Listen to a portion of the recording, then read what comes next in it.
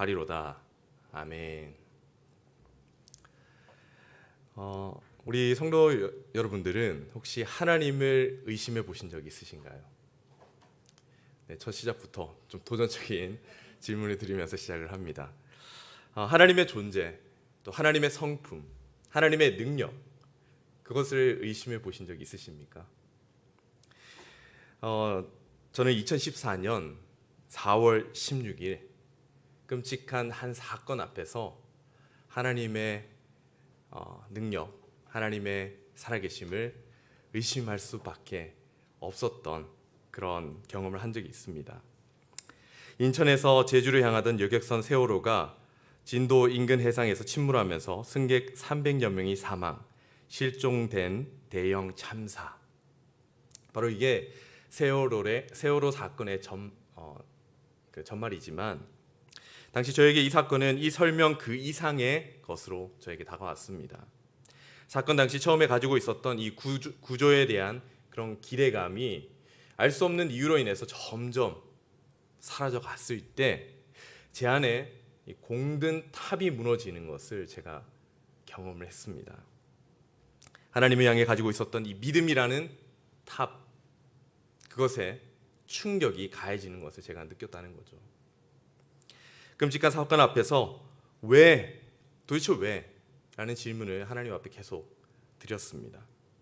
그리고 제 마음 깊숙한 곳에서부터 하나님을 향한 강한 반발심, 의구심, 항의심이 계속해서 생기는 것을 제가 경험을 했습니다.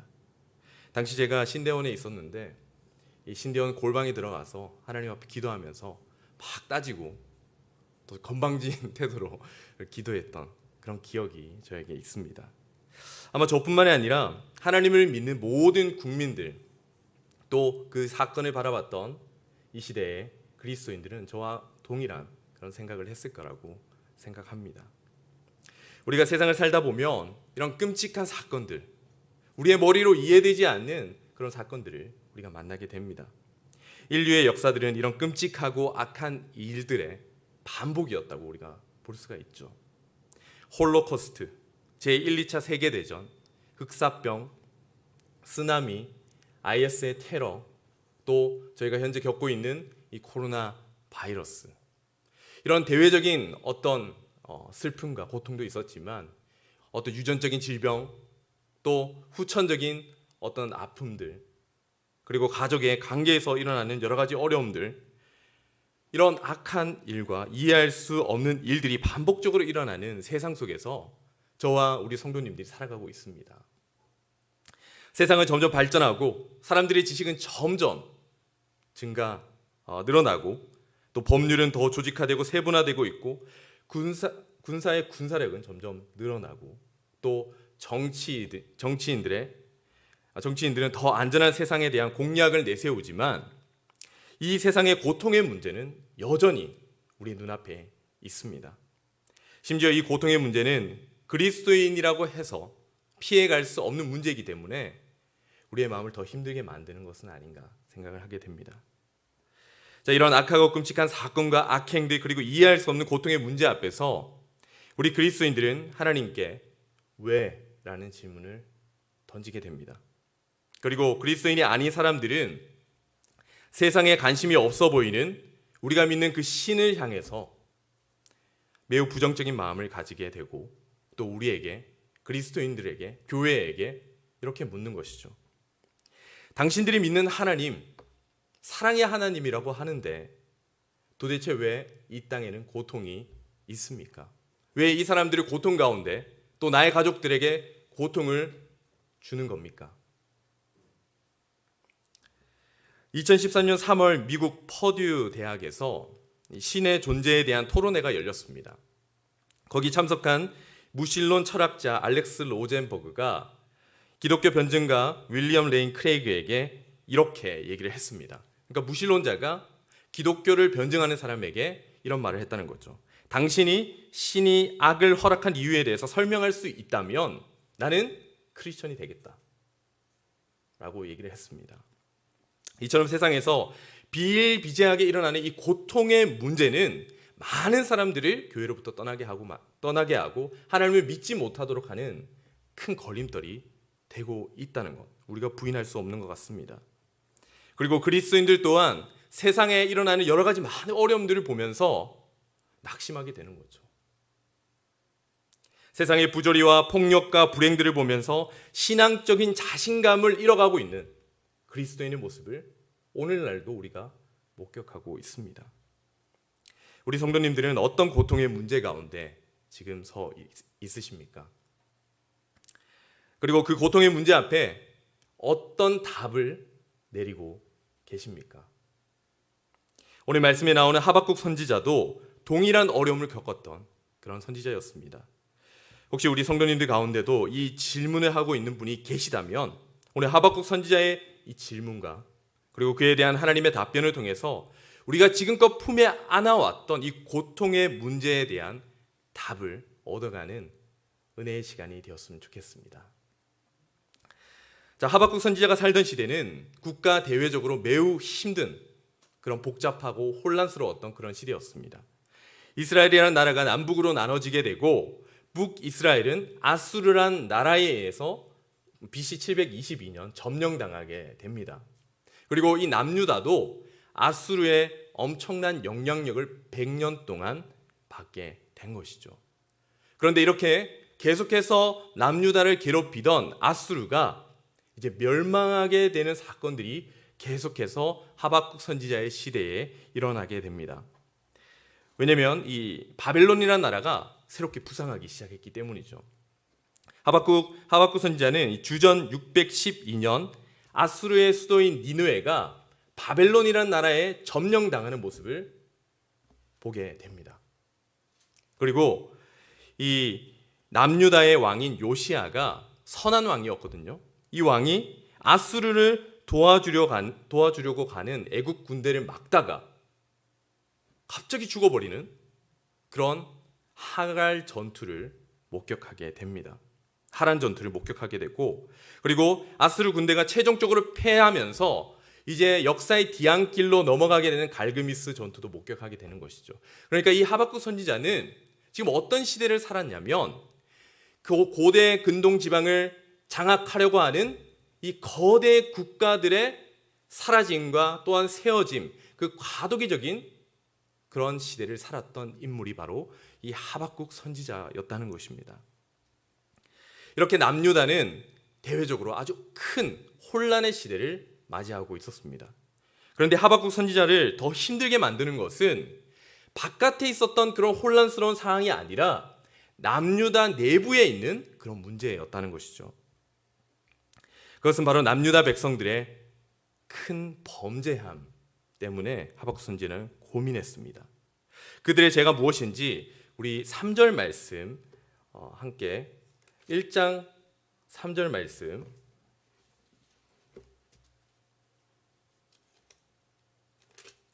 죄송합니다. 1장 3절 말씀입니다. 읽어보겠습니다. 시작. 어찌하여 내게 죄악을 보게 하시며 패역을 눈으로 보게 하시나이까. 겁탈과 강포가 내 앞에 있고 변론과 분쟁이 일어났나이다. 자, 그들의 죄가 무엇이죠? 여기서 어떻게 말씀하고 있죠? 패역과 겁탈과 강포라고 그렇게 말씀하고 있습니다. 서로의 것을 빼앗고 파괴하고 폭력을 행사하는 그런 악행들의 모습이 지금 남유다에서 나타나고 있는 것입니다. 이것은 서로 사랑해야 하고 서로를 섬겨야 하고 서로를 아껴야 하는 하나님의 거룩한 공동체의 정체성을 완전히 잃어버린 그런 모습이었다는 것이죠. 하지만 이들은 그 죄를 깨닫지 못합니다.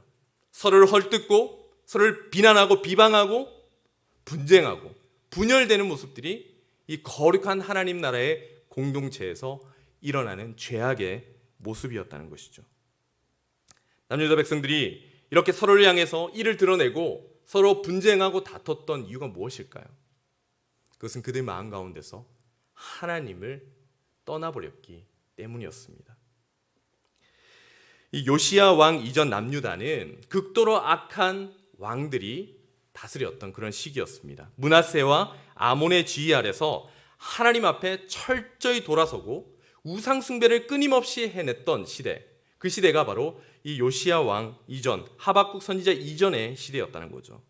그 당시 남유다는 도덕적으로 영적으로 타락했고 산당에서 하나님 외에 우상들을 섬겼고 그리고 자식을 몰렉이라는 신에 바쳐서 인신제사를 드렸고 그리고 태양신에게 말들을 제사의 제물로 바치는 그런 이방의 것들을 가지고 와서 제사를 지녔던 모습들이 남유다에 만연하고 있었다는 것입니다. 그런데 이 요시야 왕이 등극하자마자 요시야 왕이 율법책을 발견하게 되죠. 하나님의 율법책을 발견하게 되고 그 율법책을 읽으면서 자신의 나라를 돌아보고 종교개혁을 일으키게 됩니다.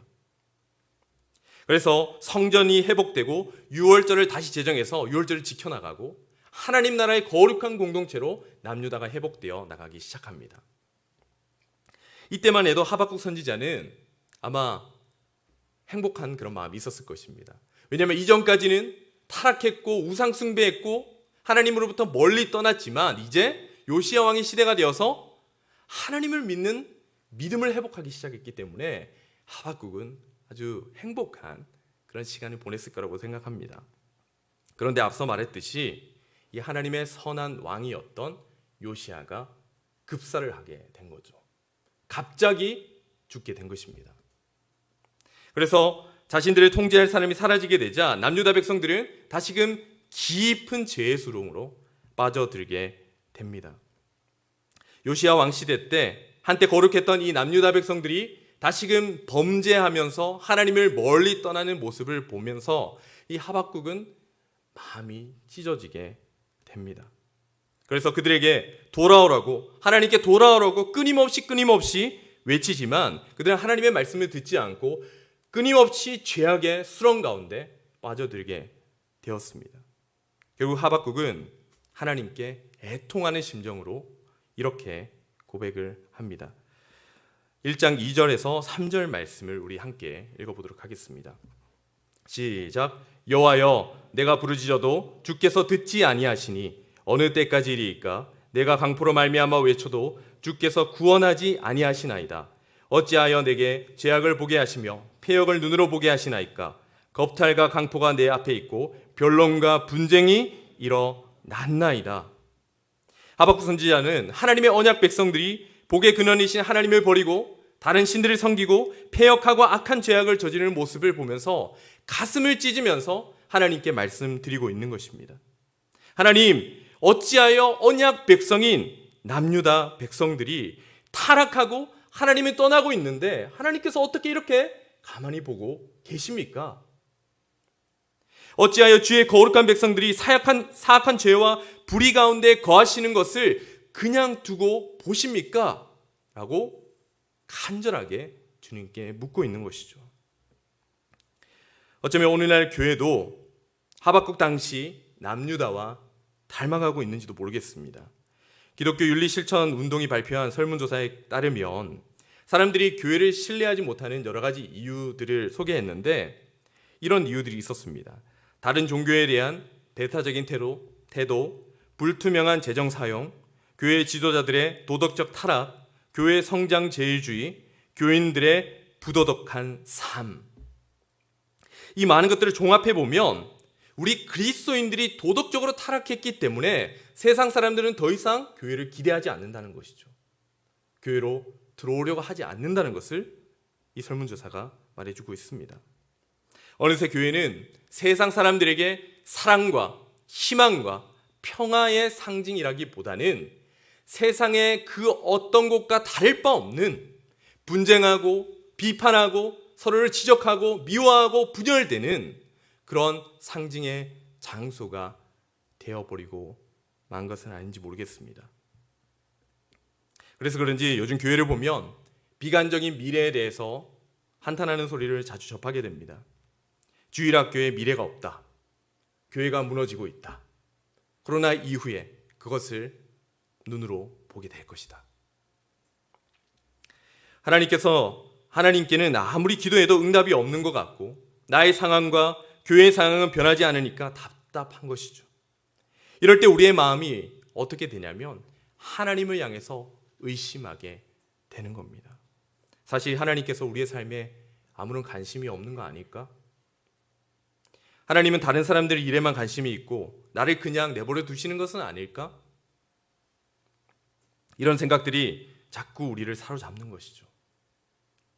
이것을 전문적인 용어로 얘기를 한다면 이신론적 생각이라고 할 수 있습니다. 이 이신론이라는 게 무엇이냐면 하나님께서 이 세상을 창조하시고 나서 이 세상을 그냥 내버려 두시는 것이죠. 마치 아버지가 아들을 낳아두고 그냥 아들을 버려두고 가정에서 나와 그 아들을 멀리서 그냥 자라는 걸 지켜보는 겁니다. 우리는 이것이 얼마나 말도 안 되는 것이라는 것을 잘 알고 있습니다. 하지만 교회의 어려움, 이 교회의 타락의 모습을 지속적으로 보고 삶의 고통의 문제가 전혀 회복되지 않을 때 우리 마음 가운데는 이런 하나님을 향한 의심의 마음들, 그런 것들이 우리 가운데 찾아오게 된다는 것이죠.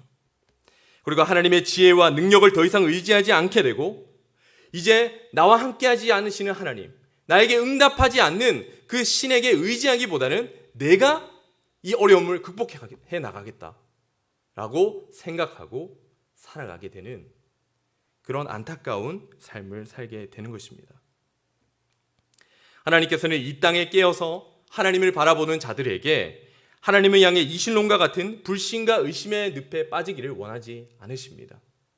그래서 남유다 백성들의 범죄함을 보면서 애통하고 있는 이 하박국 선지자에게 이제 하나님의 비밀스러운 일들을 말씀해 주시기 시작합니다. 5절 말씀 함께 읽어보겠습니다. 1장 5절입니다. 시작. 여호와께서 이르시되 너희는 여러 나라를 보고 또 보고 놀라고 또 놀랄지어다. 너희의 생전에 내가 한 가지 일을 행할 것이라. 누가 너희에게 말할지라도 너희가 믿지 아니하리라. 하박국 선지자의 질문에 대한 하나님의 답은 놀라웠습니다. 남유다 백성들이 죄를 짓고 하나님을 모욕하고 하나님에게 멀리 떠나 있음에도 하나님께서 아무런 움직임을 보여주시지 않았기에 하나님께서 우리에게 전혀 관심이 없는 줄 알았습니다.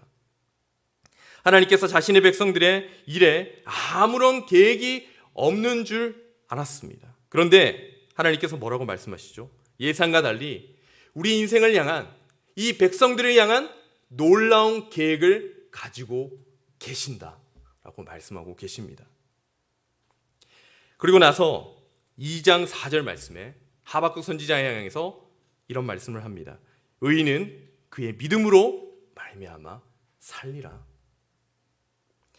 하나님께서는 하박국 선지자에게 이 고통의 순간 가운데, 자신의 힘으로 극복할 수 없는 이 어려운 순간 가운데 이길 수 있는 것이 있는데 그것이 바로 믿음이라고 말씀하십니다.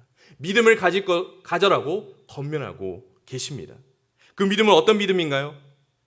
바로 우리 인생을 향한 하나님의 선하신 계획이 있다는 것을 믿는 믿음, 그것을 가지라고 말씀을 하십니다.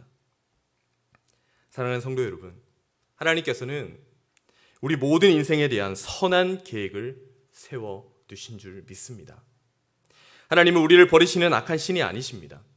예수님도 그 사실에 대해서 하나님이 이 땅에 들풀도 먹이시고 나는 새도 먹이시는데 하나님의 인격을 담아서 만드신 너희들을 그냥 내버려 두시겠느냐라고 말씀하시지 않으셨습니까?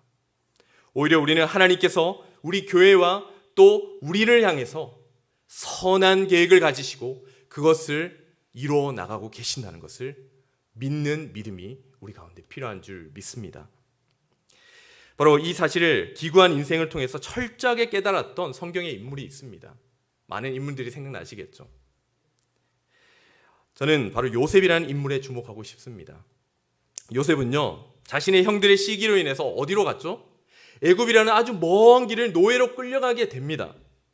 그곳에서 노예 생활을 하고 힘든 시간을 보냈지만 그의 인생의 말년에 자신의 인생을 돌아보면서 하나님 앞에서 이렇게 고백을 하죠.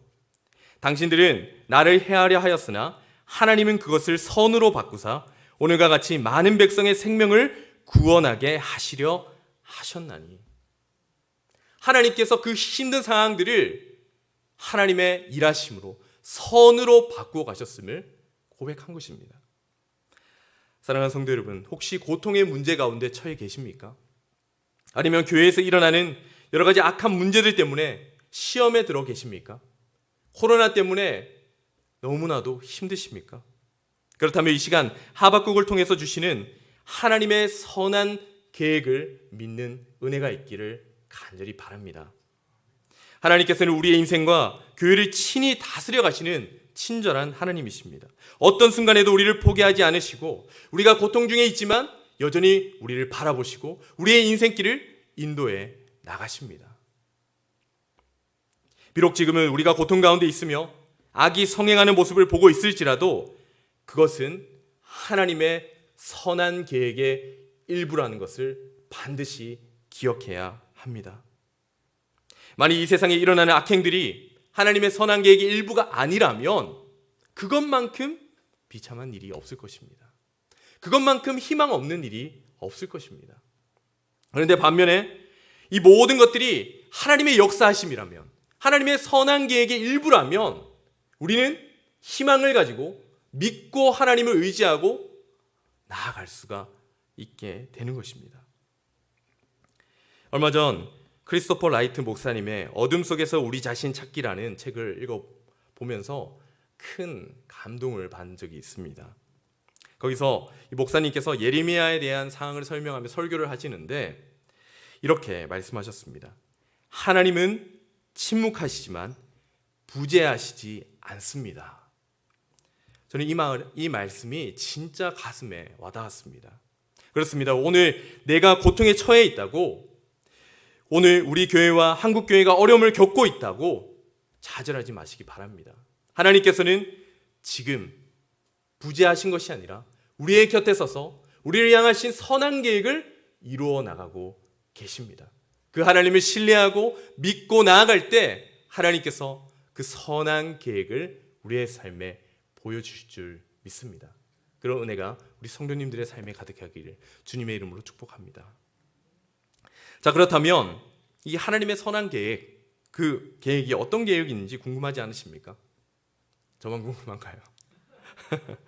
자, 하나님의 계획을 한번 읽어봤으면 좋겠습니다. 1장 6절 말씀입니다. 함께 읽어보겠습니다. 시작. 보라, 내가 사납고 성급한 백성, 곧 땅이 넓은 곳으로 다니며 자기의 소유가 아닌 거처들을 점령하는 갈대아 사람을 일으켰나니. 자, 여기서 갈대아 사람들은 누구냐면 신흥 강국 바벨론 사람들을 의미합니다. 즉 하나님께서 지금 뭐라고 말씀하시죠? 지금 이 타락한 남유다 백성들을 바벨론 제국의 사람들로 점령시켜버리겠다 라고 말씀하시는 거예요. 하박국 선지자는 하나님이 놀라운 계획을 가지고 계신다고 얘기하셨기 때문에 기대를 했을 겁니다. 얼마나 놀라운지. 근데 이건 놀라운 게 아니라 황당한 계획이죠. 그래서 선지자 하박국은 하나님께 질문합니다. 13절 말씀을 보시면 이렇게 질문하죠.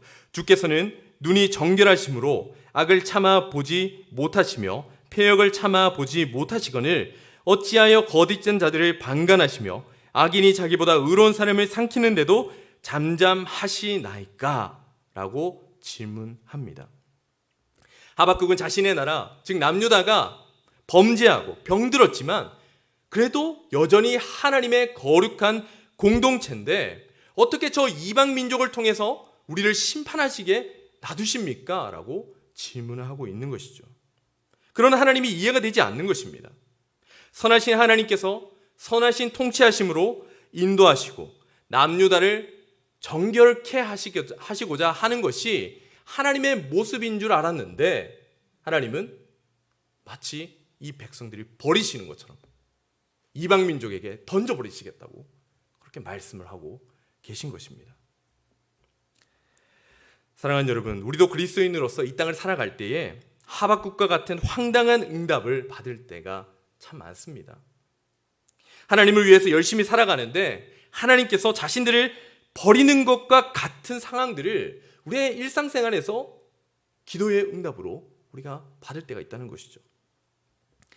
그리고 하나님께서 명령하신 길에 순종해서 가보았더니 큰 어려움을 만나는 것도 우리가 많이 경험하게 됩니다. 구약의 다니엘이라는 사람 기억하시죠? 다니엘 선지자. 이 다니엘 선지자도 그런 경험을 했습니다. 당시 이 아주 유명한 사건이죠. 다니엘의 대적들이 다니엘을 시기해서 넘어뜨리고자 이 다리오 왕에게 30일 동안 누구든지 왕 외에 어떤 신들에게 절하게 되면 사자굴에 던져 넣는 그런 법률을 통과시켜 버립니다. 그래서 이 30일 동안은 왕에게만 절해야 하지 다른 그 누구에게도 기도할 수 없고 절할 수 없는 그런 상황이 돼버린 것이죠. 그렇다면 다니엘은 어떻게 했을까요? 바로 자기가 평소에 해왔듯이 하나님 앞에 3번 기도합니다. 자, 그렇다면 이 힘들고 어려운 상황 가운데서도 기도하면서 하나님 앞에 신실하게 지켰다면 이제 하나님께서 다니엘에게 보여주셔야 하는 모습이 무엇이겠습니까? 하나님께서 딱 나타나셔서 다니엘을 다른 나라로 순간이동시켜 주시던지 아니면 도망간 길을 알려주시는 하나님의 선한 모습 기대해 볼 수 있지 않겠습니까? 그것도 아니면 하나님께서 왕의 마음에 감동을 주셔서 다니엘은 예외라는 조항을 또 내려주는 그런 모습도 생각해 볼 수가 있습니다. 그런데 다니엘서 6장 16절에 이렇게 얘기를 합니다. 이에 왕이 명령하매 다니엘을 끌어다가 사자굴에 던져 넣는지라. 다니엘이 어떻게 됐다고요? 사자굴에 던져 넣음을 당했다는 것이죠. 이것이 바로 하나님의 계획이었다는 거죠. 아니, 하나님의 말씀에 따라서 기도하고 하나님의 백성다움을 지켰는데 다니엘의 목숨을 구해주셔야 되지 않겠습니까? 그런데 다니엘은 그냥 굶주린 사자들이 있는 그 굴에 던져지게 된 거예요. 그런데 이런 문제들이 다니엘의 문제만이 아니라 하박국도 경험했고 또 오늘 이 시대를 살아가고 있는 많은 그리스도인들이 현재 경험하고 있는 상황이라는 것입니다. 하나님을 위해서, 하나님의 나라를 위해서 시간을 내고 여러 가지 노력을 들어서 살아가고 있는데 우리의 환경은 더욱 나아지지 않고 점점 더 이해할 수 없는 벼랑 끝으로 몰아가시는 그런 하나님을 우리가 보게 되는 겁니다. 그리고 결국 원수들이 있는 사자굴에 던져 넣으시는 거죠. 사자굴에 들어가는 우리의 모습을 보면서 아무런 응답하지 않으시는 하나님, 그 하나님을 보면 선한 하나님인가 하는 의심이 들게 됩니다. 바벨론을 들어서 남유다를 치신다는 이해할 수 없는 하나님의 말씀에 하박국은 마치 사자의 이빨 앞에 놓여 있는 듯한 두려움이 들었을 것입니다. 이렇게 떨고 있는 하박국에게 하나님께서 이제 말씀하십니다. 2장 2절에서 3절 말씀입니다. 2장 2절에서 3절 말씀 함께 읽어보겠습니다. 시작. 여호와께서 내게 대답하여 이르시되 너는 이 묵시를 기록하여 판에 명백히 새기되 달려가면서도 읽을 수 있게 하라. 이 묵시는 정한 때가 있나니 그 종말이 속히 이루겠고 결코 거짓되지 아니하리라. 비록 더딜지라도 기다리라. 지체되지 않고 반드시 응하리라. 아멘. 하나님께서는 이 묵시의 말씀을 하박국에게 주고 그것을 판에 기록하라고 그렇게 말씀하시는데 그 기록된 묵시가 어떻게 된다고요? 반드시 속히 이루어질 것이다 라고 말씀을 하십니다. 자, 그 묵시의 말씀은 이 하박국 선지서를 쭉 읽어보시면 바벨론 제국의 종말이라는 것을 아실 수 있습니다. 즉 하나님께서는 남유다를 치시기 위해서 쓰신 바벨론이라는 도구조차 심판하시겠다라고 말씀하십니다. 그들의 죄악으로 인해서 심판을 받게 될 것을 말씀하시는 것이죠. 결국 하나님께서는 이 의인인 이스라엘을 악인에게 던져주고 방관하는 것이 아니라 그 죄인들을 반드시 심판하겠다라고 말씀을 하신 것입니다. 그리고 더 나아가서 2장 14절 말씀에 이런 말씀을 해주십니다. 우리 14절 말씀 함께 읽어보겠습니다. 2장 14절입니다. 시작. 이는 물이 바다를 덮은 같이 여호와의 영광을 인정하는 것이 세상에 가득함이니라. 자, 이것이 무슨 말씀인가요? 하나님께서는 그 바벨론을 심판하실 뿐만이 아니라 그들을 통해 이 세상의 모든 사람들이 살아있는 하나님의 주권을 인정하도록 만드시겠다라고 말씀하십니다. 결국 하나님께서는 이 세상의 악이 요동하고 악한 세력이 득세하는 모습을 보면서 그저 방관하고 계신 것이 아니라 그 것들을 통해서 이 모든 것들을 하나님 나라로 회복시키겠다라고 말씀하고 계시는 겁니다. 하나님은 하박국에게 이렇게 말씀하셨습니다. 내가 너를 사자굴로 던져놓고 바벨론의 침략을 당하게 만드는 것은 내가 너를 버리는 것이 아니며 너희와의 언약을 끊어버리는 것도 아니다. 오히려 이 세상의 모든 악을 제거하고 주의 백성인 너희를 정결하게 회복하며 타락한 이 세상을 거룩한 하나님 나라로 변화시켜서 그들로 하여금 나 여호와의 영광을 인정하도록 만들기 위함이다 라고 말씀을 하시는 겁니다. 하박국은 이런 하나님의 응답에 충격에 빠집니다.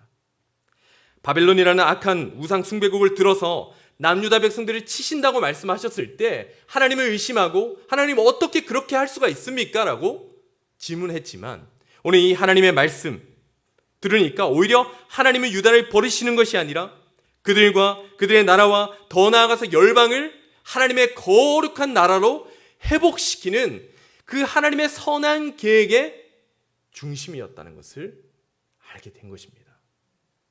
그래서 그는 이런 고백을 할 수밖에 없었습니다. 3장 2절 말씀에 이렇게 고백합니다. 여호와여, 내가 주께 대한 소문을 듣고 놀랐나이다. 여호와여, 주는 주의 일을 이 수년 내에 부응하게 하옵소서. 이 수년 내에 나타내시옵소서. 진노 중에라도 긍휼을 잊지 마옵소서. 하나님, 제가 하나님의 뜻을 이해하지 못했을 때는 바벨론을 들어서 우리를 심판하신다는 것은 말도 되지 않는 일이라고 생각했습니다. 하지만 지금이야 이해됩니다. 주는 그 놀라우신 선한 계획을 속히 이루어 주시옵소서. 하나님의 나라를 이루어가 주시옵소서. 하나님의 뜻을 이해한 하박국은 이제 뭐라고 얘기합니까? 바벨론의 침공을 앞당겨 달라는 놀라운 고백을 하게 되는 것입니다. 그것이 하나님의 선한 계획이라는 것을 알았기 때문이죠. 저는 바로 이런 기도의 모습이 오늘 이 시대를 살아가는 우리에게 필요하다고 생각합니다. 살다가 보면 사자굴에 들어가는 경험, 풀무불에 들어가는 경험을 하게 됩니다. 대적들의 손에 던져지는 경험들을 하게 될 때가 있습니다. 그리고 그 극한 환경 가운데 고통받고 좌절할 때가 있습니다. 하지만 오늘 우리는 하박국의 질문과 하나님의 응답을 통해서 마음판에 새겨야 할 것이 있습니다. 그것은 하나님은 절대로 우리를 포기하지 않으시고 하나님은 우리를 향한 선한 계획을 가지고 계신다는 것입니다. 그리고 우리뿐만이 아니라 하나님이 이 세상의 모든 민족들이 하나님의 나라가 될 거대한 계획들을 실행하고 계신다고 말씀하십니다. 실제로 하나님은 사자굴에 던져진 다니엘을 통해서 이런 하나님의 뜻을 이루셨습니다. 다니엘서 6장 26절에서 27절 말씀을 보시면 우상 숭배자인 다리오 왕이 이렇게 고백을 합니다. 내가 이제 조서를 내리노라.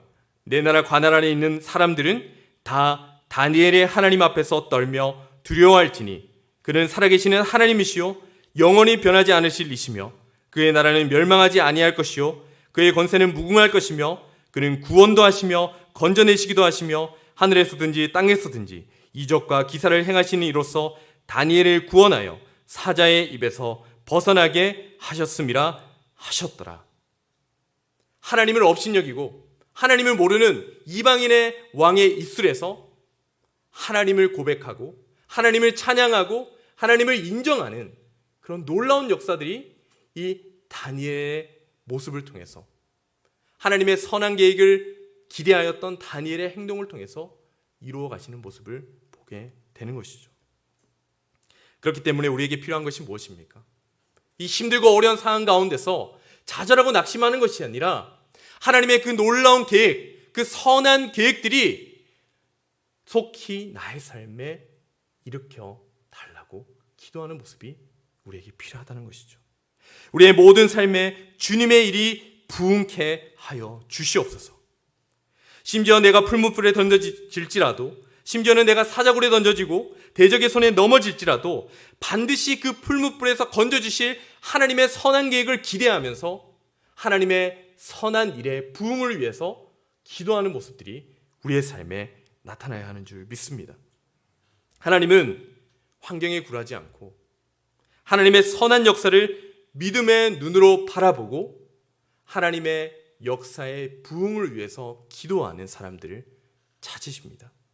바로 여기 계신 성도님들이 바로 그 기도의 주인공들이 되셨으면 좋겠습니다. 그런 은혜가 우리 성도님들의 삶에 넘치기를 주님의 이름으로 축복합니다.